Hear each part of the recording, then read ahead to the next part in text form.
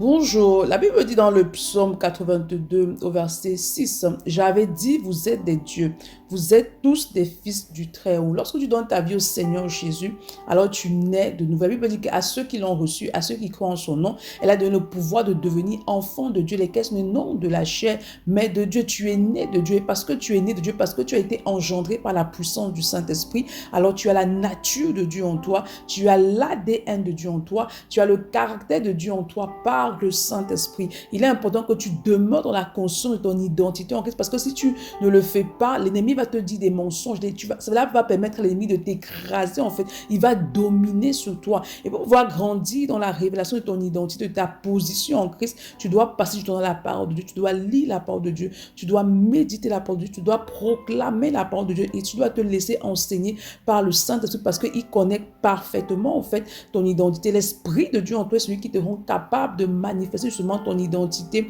en Christ. C'est pourquoi ce matin, demande au Saint-Esprit d'activer en toi le désir de passer dans la parole de Dieu. Demande de se révéler davantage à toi par rapport à ta position en Christ, par rapport à ton identité en Christ. Demande de t'aider à demeurer dans la conscience en fait que tu es fils, fille du Dieu très haut, que tu as l'ADN de Dieu en toi, que tu as le Saint-Esprit de Dieu en toi, que tu as la nature de Dieu en toi. Bonne journée. Shalom.